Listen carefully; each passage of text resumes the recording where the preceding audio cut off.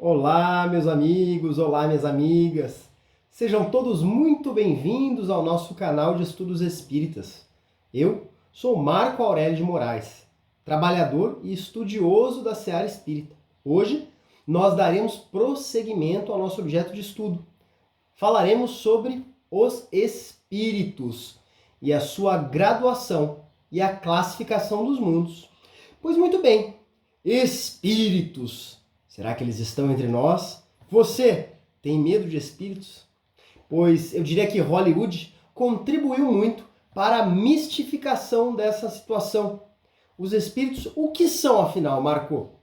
Espíritos são seres inteligentes criados por Deus e que habitam todo o universo. Eles podem ser espíritos encarnados, como eu, como você que está me assistindo, ou espíritos desencarnados, que são aqueles que não possuem mais o corpo de carne.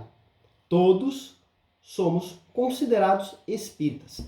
Enquanto encarnados, enquanto vivos, temos essa veste material, semelhante àquela pessoa que vai fazer uma viagem a um país distante e tem de levar roupas especiais. A roupa especial é a carne para nós espíritas.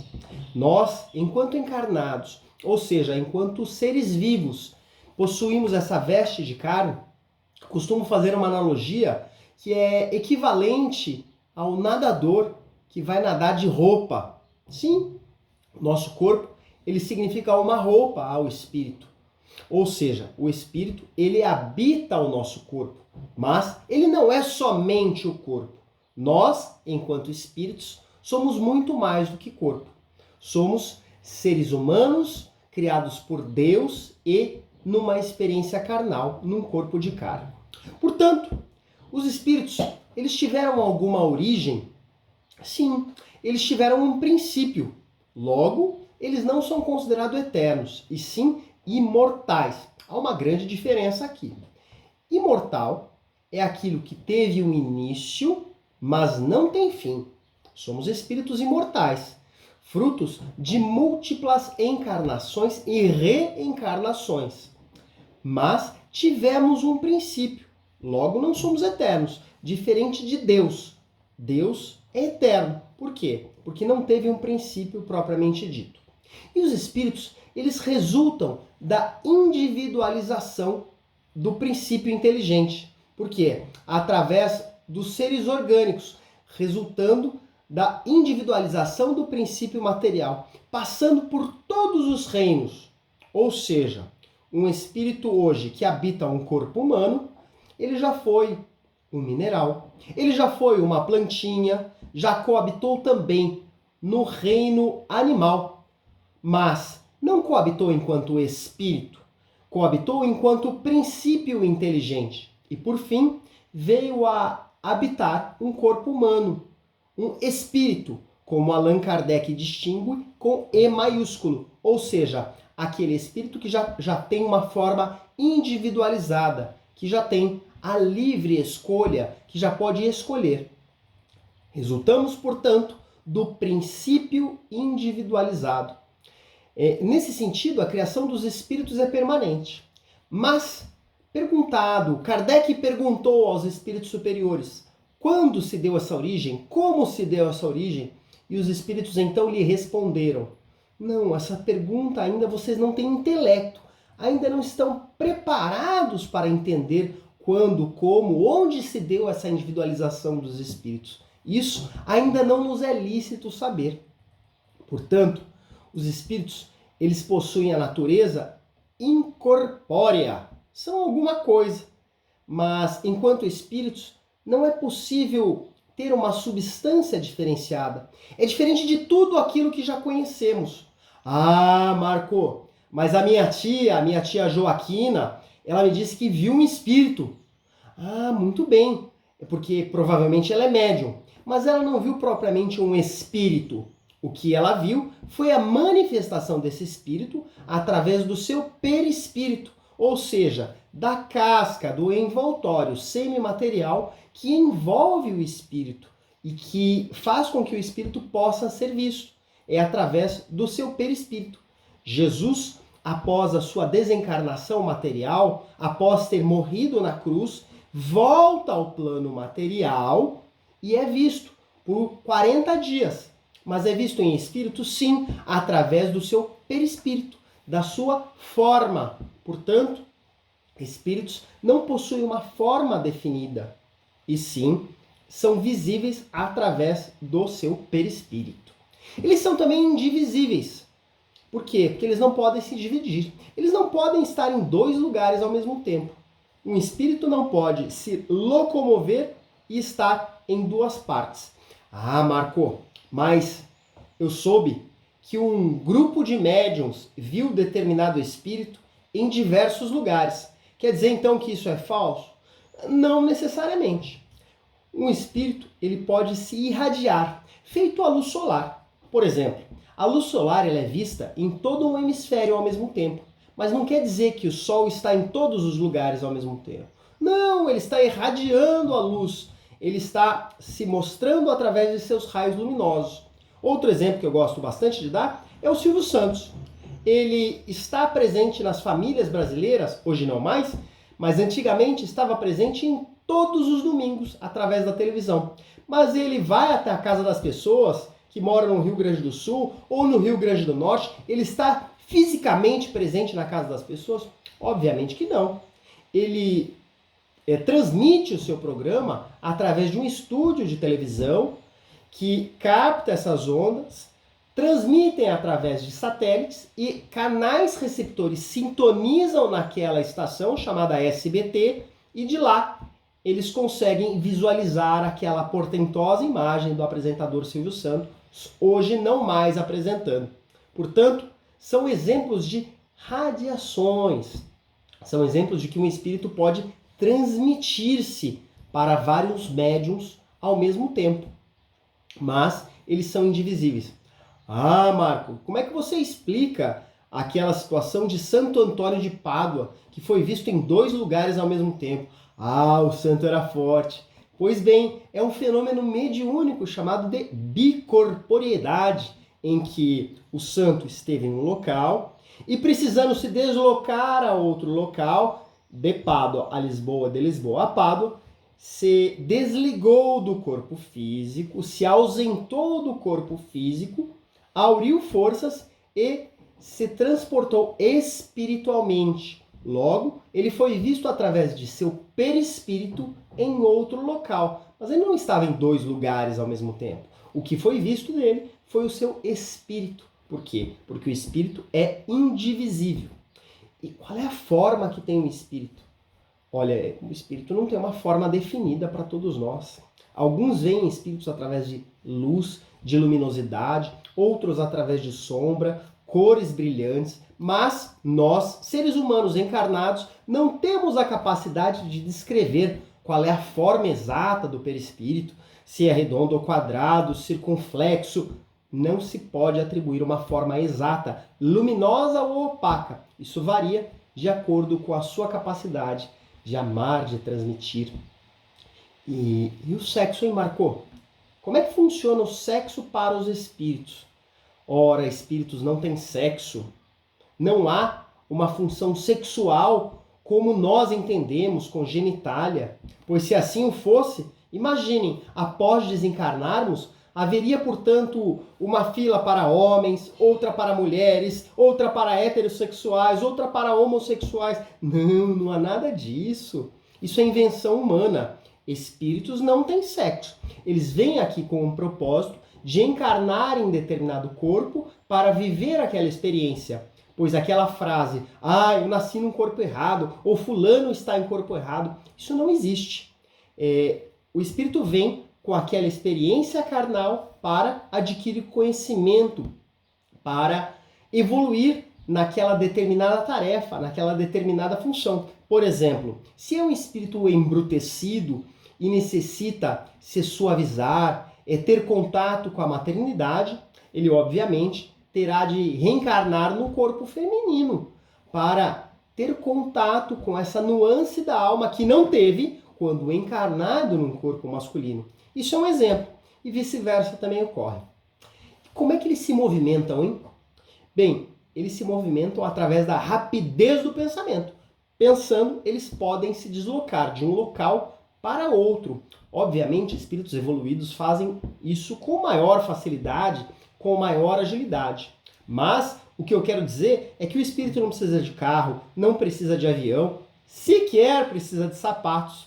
Portanto, quando vemos às vezes nos filmes de terror em que a mocinha com medo do espírito vai, tranca as portas da casa, se esconde embaixo da cama, ora, isso de nada valerá, porque a matéria não constitui qualquer obstáculo para o espírito.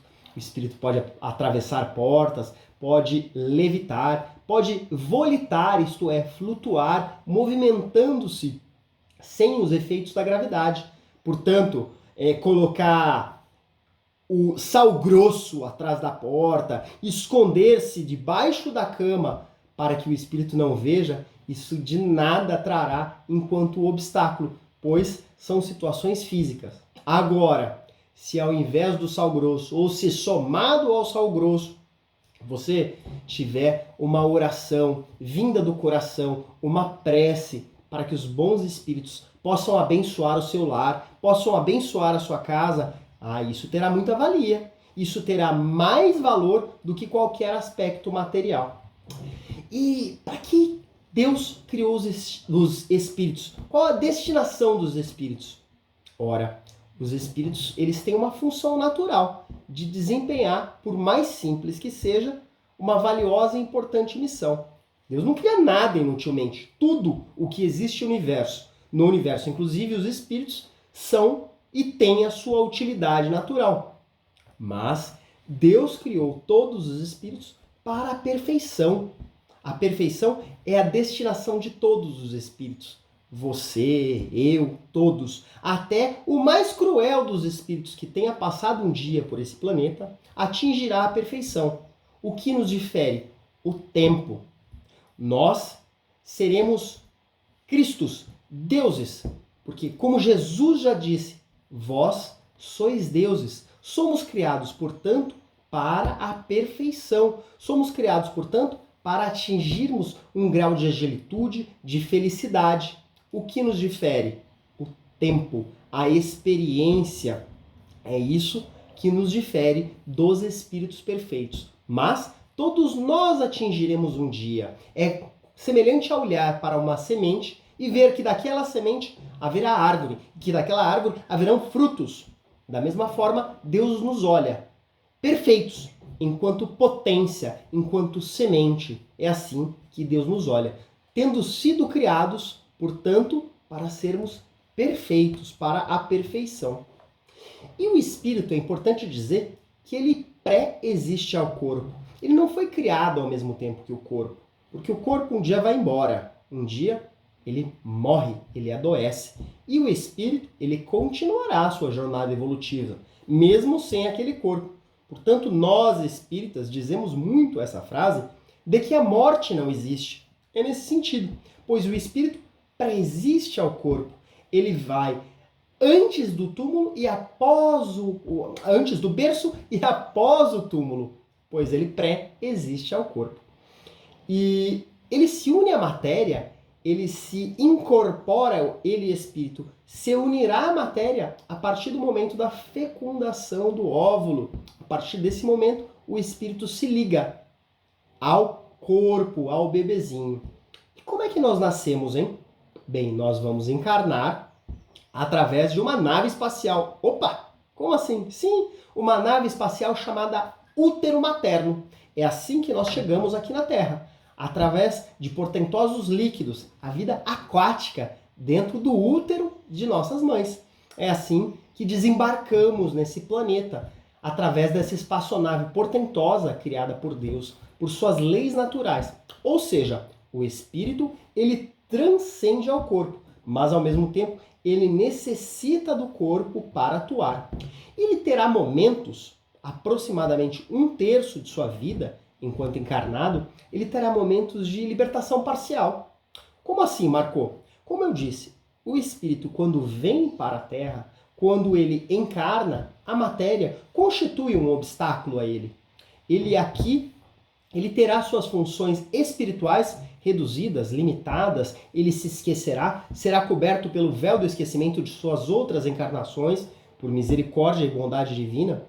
É semelhante ao nadador, ao exímio nadador que vai entrar na piscina de roupa. É assim que nos sentimos aqui, com roupa, com frio, com o corpo, necessitando dessa matéria densa para atuar. Mas, por aproximadamente 1/3 de nossas vidas, estaremos libertos.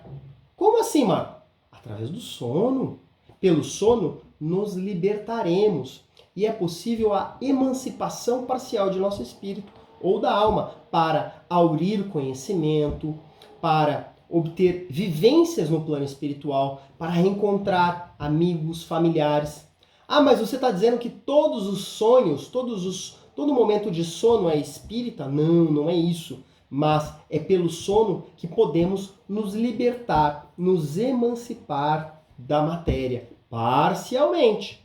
Porque a única forma de nos libertarmos totalmente do nosso corpo é a desencarnação ou a morte. Através dela, todos os fios que ligam o nosso espírito ao nosso corpo são desatados, são cortados. E uma vez cortado, não é possível mais reunir, porque ocorre a desencarnação, ou seja, a emancipação total da alma, em que o espírito aí sim poderá reconhecer-se como espírito no plano espiritual.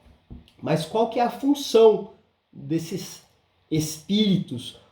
Para que eles existem? Ora, eles existem para evoluir. Foi para isso que Deus criou a todos os seus filhos, para todos os seus espíritos, para aprimorarem suas faculdades, suas vontades. Deus, em sua função de pai, de educador, soberanamente justo e bom, colocou todos em pé de igualdade. Ah, quer dizer então que o ser humano mais perfeito que um dia já passou aqui teve suas lutas, teve suas dificuldades? Jesus, por exemplo? Sim, pois se não fosse assim, Deus seria parcial. E Deus não é parcial. Criou todos sob o mesmo ponto de partida. Jesus, nosso guia e modelo, o espírito mais perfeito que já passou pela Terra, teve suas dificuldades e teve suas vivências embrutecidas, só que não nesse orbe, não no planeta Terra. Jesus vivenciou etapas como nós hoje vivemos em outros planos, em outros mundos, pois como ele mesmo disse, são muitas moradas na casa de meu Pai. Portanto, todos nós tivemos o mesmo ponto de partida e criados simples e ignorantes. Como assim? Simples no sentido de únicos, simples no sentido de unitários, espíritos indivisíveis, e ignorantes nos sentidos de desconhecimento espiritual e de desconhecimento intelectual. Não conhecemos nada quando criados da vida intelectual. Passaremos por experiências iniciais de sobrevivência, em que o que vai vigorar naquela experiência será apenas e tão somente o instinto de sobrevivência. Ou seja, temos todos as mesmas condições básicas, criados em potencial e qualidades em potenciais a serem desenvolvidos. Uns desenvolverão e aprimorarão esses potenciais mais rapidamente. Por exemplo, uns são dotados para música, outros para matemática, outros para ciências humanas e assim por diante. Outros tantos para ciências políticas. Essas faculdades se desenvolverão no ser humano de acordo com a sua aptidão. E, inicialmente, esses conhecimentos são auridos lá no plano espiritual, para a prática aqui no plano material. E os espíritos têm também a mesma destinação. Rumam para uma situação de espírito puro, saindo de um espírito mais simples, mais embrutecido, que luta para sobreviver, que desconhece as leis do universo, que não tem a moralidade, o caráter formado. Esse espírito atingirá a sua plenitude, atingirá a felicidade. Tenha certeza, todos nós um dia atingiremos. A ligação do espírito com a matéria, como se dá? Bem, ela se dá através do princípio inteligente, que começou lá há muito tempo. Começamos através das formas unicelulares e fomos evoluindo, fomos nos aprimorando. A nossa capacidade exercitava diferentes tipos de vida e através do pensamento contínuo e do princípio individualizado, nos tornamos essa espécie humana, cuja qual passou por todos os reinos, como dito há muito pouco. Ou seja, essa espécie humana evoluiu-se desde o mais simples formato, desde a mais simples células de organismos unicelulares. E um dia atingiremos, sem sombra de dúvida, a angelitude. Seremos, pois, espíritos puros, que não mais erram, que não mais incorrem em erros, assim como Jesus. Tenho certeza. Mas demora. Isso vai demorar um tempo. Essa é a má notícia. A boa notícia é coragem. Teremos ainda muitas encarnações. E o período compreendido entre uma encarnação e outra encarnação chamamos de erraticidade. Mas o que isso quer dizer? Quer dizer que o espírito está errando? Não, não é isso. É o período em que o espírito aguarda uma nova encarnação no mundo corpóreo, no qual ele ainda está ligado. Esse período é chamado de período de erraticidade. Mais uma vez, período de erraticidade em que o espírito se encontra aguardando uma nova oportunidade. Como é que será esse período, hein, Marco? Bem, isso vai depender. Vai depender de espírito para espírito. Será mais ou menos feliz, de acordo com o seu grau evolutivo. Pois se na Terra era um espírito que tinha boas tendências, que foi apto à prática do bem, ora, após a sua desencarnação, esse espírito estará em períodos felizes na erraticidade, estará praticando as mesmas coisas que praticou na Terra. Agora, se esse espírito gostava do fervo, gostava de coisas erradas, obscuras, esse espírito então estará em sofrimento, estará em pesar, estará em situações difíceis, do mesmo modo que esteve na Terra. Ele estará aí tentando se recuperar. E quanto tempo que esse espírito permanecerá no plano espiritual nesse período de erraticidade? Bom, isso depende. Aristóteles e a Dona Terezinha Oliveira elaboraram um cálculo em que o espírito reencarna, em média, de 200 em 200 anos. Mas isso é muito relativo. Isso depende de uma série de fatores, do grau evolutivo do espírito, de vaga. As pessoas, às vezes, reclamam de não possuir vaga na Terra. Mas você deixou vaga na Terra? Você plantou? Você tem filhos? Teve a sua descendência? Porque se você não plantou, você terá que aguardar as vagas. E não será obra do acaso. Esse tempo em que o espírito fica, ele não fica ocioso em que ele estiver no plano espiritual. Não há ociosidade. Ele estará aurindo conhecimento, ele estará tendo auxílio de portentosos mentores, os chamados coachings espirituais, em que os personal coachings espirituais, em que agirão em prol daquele espírito, desenvolvendo o melhor para aquele desafio, para aquela nova tarefa. André Luiz, através da psicografia de Francisco Cândido Xavier, narra no livro Os Mensageiros o capítulo A Queda de Otávio. Otávio era um espírito que aguardou por 30 longos anos no plano espiritual, aurindo conhecimento, reunindo forças, e encarnou com tarefas especiais, com tarefas mediúnicas, com comprometimentos. E, quanto encarnado, esqueceu-se, olvidou-se de seus principais objetivos, vindo a desencarnar antes do tempo, sem ter praticado aquilo que houvera se comprometido, voltando para o plano espiritual de mãos vazias, sem a entrega da produção a que houvera se comprometido. E ali se acha em tamanho pranto, num temor e acometido de culpa e de remorso. Portanto, o espírito ali permanecerá por mais tempo, pois não conseguiu colocar em prática aquilo que houvera se desenvolvido. Portanto, no período em que estiver no plano espiritual, ele progredirá. Mas o progresso, ele é proporcional. E ele vai aurir o conhecimento teórico, pois para aplicar esse conhecimento, ele terá de vir à Terra, A Terra nada mais é do que o educandário, o campo de provas, em que o espírito terá de aplicar o conhecimento adquirido. Portanto, meus irmãos, mãos à obra, estamos aqui em provas. Muitas vezes ouvimos aí dos nossos filhos, adolescentes ou mesmo criança, eu não pedi para nascer. Não, realmente não pediu, implorou.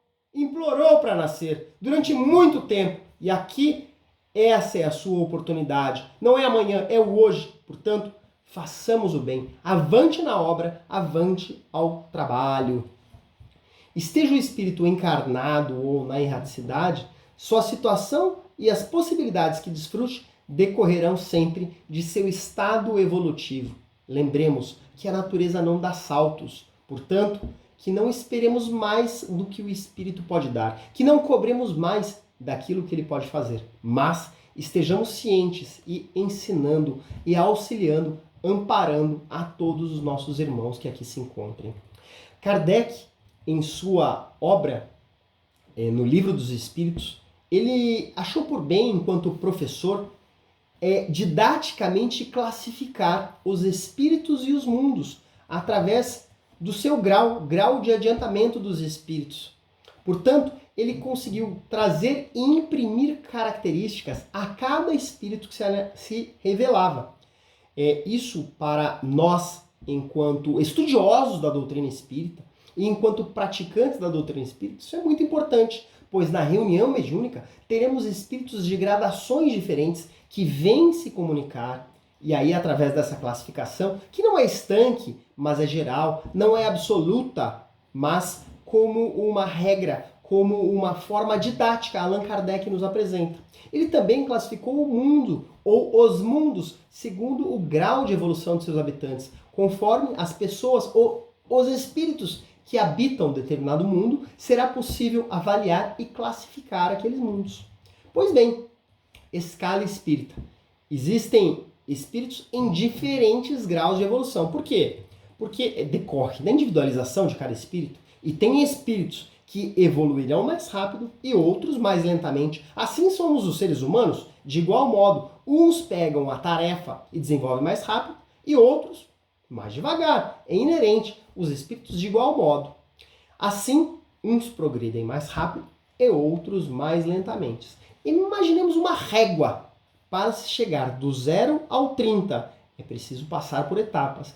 E é isso que Allan Kardec faz, começando de uma ordem, reclassificando através de ordem e depois por classes, indo dos mais imperfeitos, dos menos desenvolvidos, até os mais desenvolvidos. Estudemos, pois, essa classificação.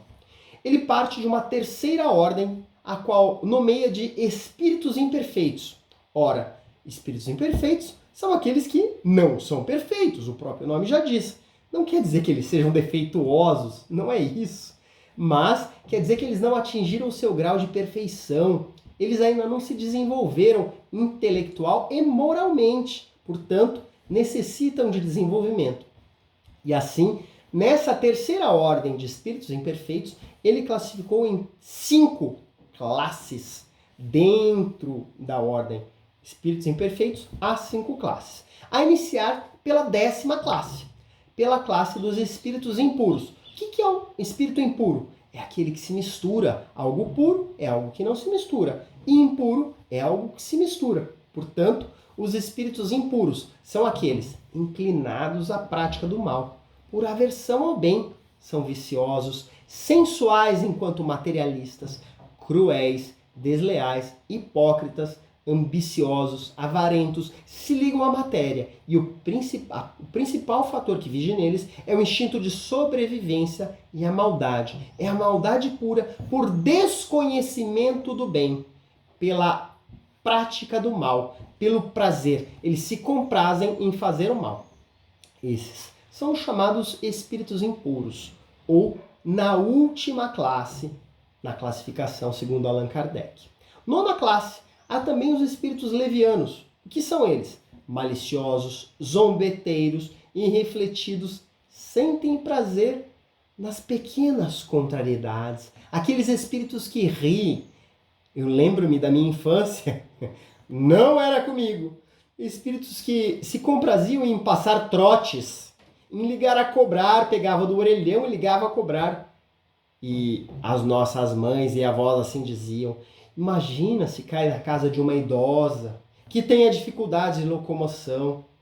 Esses espíritos, para eles, seria engraçado. Assim como tocar a campainha e fugir, se comprazem com pequenas maldades, com pequenos prazeres, em furtar o troco da padaria e assim por diante. Esses são os chamados espíritos levianos, que se comprazem com pequenos prazeres, aptos ao mal e com pouco ou nenhum conhecimento espiritual. Oitava classe, espíritos chamados pseudo-sábios. Pseudo, falso, sábios. São falsos sábios. Eles têm algum conhecimento, mas se apegam muito à forma. Eles tentam parecer aquilo que verdadeiramente não são. Se fazem passar por personalidades. Não por acaso, muitos desses espíritos vêm à reunião mediúnica se dizendo passar por figuras tradicionais no meio espírita. Ah, eu sou espírito do Dr. Bezerra de Menezes, eu sou espírito de Francisco Cândido Xavier, eu sou espírito da Madre Teresa, e assim por diante. Mas revelam-se ao longo do diálogo que não são aquelas pessoas, que têm sim algum conhecimento, mas, como Kardec diria, tenhais cuidado com a comunicação. A primeira coisa, detenha a análise, as palavras utilizadas por esses espíritos. Portanto, muito cuidado com os pseudo-sábios, pois eles poderão se passar por alguém que verdadeiramente não são. Sétima classe, espíritos neutros. Não são bastante maus e nem bons para fazerem o bem. Eles não praticam nem o bem, nem o mal. Deixa a vida me levar, vida leva eu. Opa, mas esses espíritos são bons então, cuti-cuti. Negativo. Aquele espírito que ver o mal e não fizer nada, ele já é mal. Já estará praticando o mal, pois deixará de evitar o mal. Não praticar o bem e deixar de evitar o mal já é uma maldade. Portanto, espíritos neutros estão inseridos nessa classe de espíritos imperfeitos. Por nada o fazem. Muitos espíritos desses comparecem em sofrimento em reuniões mediúnicas dizendo: mas eu não fiz nada! Eu não fiz nada de mal, meu semelhante, eu não sei porque eu estou aqui, sofrendo, com dores atrozes. Ah, você não fez nada? Pois é, foram tantas oportunidades, tantas mãos que se estenderam, e você não acatou nenhuma, e você não deu amparo a ninguém, com tantas oportunidades que foram batidas à sua porta. Essa é a classe dos espíritos neutros. Sexta classe, espíritos batedores e perturbadores. Essa classe não forma propriamente uma classe distinta em suas qualidades pessoais, mas eles se encaixam em todas as características dos outros espíritos da terceira ordem. Porém, se ligam a um fenômeno material muito recorrente. Eles, através de sua manifestação, notam-se efeitos físicos como ruídos, batidas, deslocação de objetos. São chamados poltergeists ou espíritos batedores e perturbadores. Virão a uma reunião mediúnica para produzir efeitos físicos. Apenas e tão somente isso. Esses espíritos foram muito utilizados nos pródromos do espiritismo. Ah, mas por quê? Foram malvados? Não! Por permissão divina. Era necessário naquele momento. O notável e companheiro Emmanuel Cristiano costuma dizer que para carregar piano não são necessárias mãos dos engenheiros para carregar móveis pesados, que haverão pessoas especializadas nisso. Da mesma forma, esses espíritos terão a sua utilidade na escala espiritual. Segunda ordem, a ordem dos bons espíritos. Eu creio que seja a ordem que você e eu nos identificaremos melhor. Neles, há a predominância do espírito sobre a matéria, há o conhecimento da vida espiritual, há um desejo do bem, são felizes pelo bem que fazem, há uma prática do bem, há uma compreensão entre Deus e o infinito. A vida espiritual, a vida universal, não tem más paixões, mas ainda são os provados, ainda são espíritos que estão sujeitos a provas. Vamos ver as classes que compõem essa ordem dos bons espíritos. Quinta classe, espíritos benévolos, sentem grande conhecimento, têm grande conhecimento, e a bondade é a sua qualidade principal. Ou seja, eles não têm ainda um conhecimento apurado, não são ainda preparados com conhecimento intelectual, fazem os seus atos empiricamente, têm a bondade em seu coração, mas ainda não têm o conhecimento intelectual aprofundado, desenvolvido. Esses são os espíritos benévolos. São bons, apenas isso. Quarta classe, espíritos sábios ou espíritos da ciência. Eles destacam por grandes conhecimentos intelectuais. Esses conhecimentos intelectuais são aplicados em prol do próximo, são aplicados para o bem. Esses são os espíritos sábios. E tem também a terceira classe, que são os espíritos de sabedoria. Aliam grandes qualidades morais às suas capacidades intelectuais. Fazem um reto juízo entre homens e coisas. Eles têm uma moral elevada e têm também um autoconhecimento intelectual. Trabalham em prol do bem, trabalham em prol da humanidade, sobrepujam o espírito sobre a matéria e aplicam suas características e qualidades intelectuais em prol do bem-estar do próximo e da sociedade. Segunda classe, espíritos superiores. Esses reúnem em si ciência e bondade num alto grau. Quando encarnam na Terra como missão. E aqui leia-se missão diferente de tarefa. Darei um exemplo. São espíritos como Allan Kardec, o codificador, em que consegue aliar ciência e bondade, ciência e moralidade. Encarnam aqui na Terra com um propósito pronto, definido. São espíritos que vêm aqui com uma missão, diferente da tarefa que você, eu, nós assumimos em nosso cotidiano. Esses espíritos não. Vêm com uma missão especial à humanidade, revelar algo, transmitir conhecimento. Essa é a segunda classe de espíritos superiores. Mas há também a primeira ordem, a de espíritos puros, uma classe única. Neles, a matéria não tem mais nenhuma influência. São puro espírito, a superioridade total, intelectual e moral absoluta em relação a todos os espíritos das demais classes. São chamados anjos, pois já atingiram a angelitude, não falirão mais, não estão mais sujeitos a provas, nem às vicissitudes da vida material. Quando encarnam aqui, também encarnam com um fim específico, com um propósito específico. Não olvidemos do exemplo do Cristo, que quando veio aqui, veio para nos ensinar. E há aqueles ainda que digam que o Cristo morreu para nos salvar. Eu discordo. Entendo que Jesus o Cristo nasceu para nos salvar da ignorância, para nos dar exemplos, para nos deixar o legado de sua bondade. E assim nos tirou das furnas da incompreensão. Esses são os espíritos puros, a pura bondade, a pura angelitude. Não há, pois, nenhum espírito puro sem o desenvolvimento intelectual e moral em sua capacidade total. Ah, mas eles ficam tocando harpas, contemplando o universo. Negativo. Deus criou esses espíritos como seus ministros para que executem suas ordens. São esses espíritos mais desenvolvidos que atenderão às vontades do Cristo, às vontades de Deus. São chamados Cristos. Ah, então quer dizer que tem mais de um Cristo? É claro, cada orbe, cada planeta terá o seu Cristo, o seu Messias, o seu escolhido. Anjos, demônios e divindades. Ora, será que eles existem? Existem. Anjos existem. São aqueles espíritos que atingiram um grau evolutivo melhor. São chamados mentores, que guiarão os encarnados, os espíritos que aqui encarnam. Todos, sem nenhuma exceção, possuem um anjo de guarda, um mentor, uma divindade que guardará, que auxiliará aquela pessoa em sua jornada evolutiva. Eles precedem ao berço e eles irão além do túmulo. Esses são os considerados anjos Todos nós temos o nosso, o bom gênio.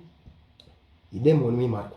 Só de falar nessa palavra já me dá arrepio, já me dá medo. Pois o demônio, por si, nós não entendemos, nós não compreendemos e assim não entendemos que ele exista. Segundo a doutrina espírita, entendemos que Deus não relegou nenhum de seus filhos a perpetuar no mal. Nenhum espírito estará relegado, esquecido pela eternidade ao mal ou pela imortalidade. Entendemos que há espíritos em graus diferentes de evolução. Espíritos, como há pouco vimos, os espíritos impuros, imperfeitos, que ali se comprazem pelo mal. Esses, pelos leigos, podem ser chamados por demônios ou por maus gênios, mas nós entendemos que são espíritos que não conhecem das leis divinas, que estão inclinados à prática do mal e que precisam se melhorar. E que em algum momento chegará a oportunidade chegará para eles e a responsabilidade da tarefa. Então Deus não criou nenhum de seus filhos para perpetuar no mal. Mesmo sendo imperfeitos, algum dia eles cairão em si e serão atendidos, terão a sua ajuda. Muito bom. Santíssima Trindade, hein, Marco? Como é que funciona perante a doutrina espírita? Há aqueles que acreditam na Santíssima Trindade, Deus Pai, Filho e Espírito Santo. Façamos um paralelo. Roma tinha uma série de deuses e, vendo que não mais conseguiriam acabar com os cristãos, aliaram-se a ele. E através do cristianismo, viram que era uma saída para parar de matar os cristãos. Pois bem, só que ficaria ruim ter um único Deus, esculpido ali através de Jesus.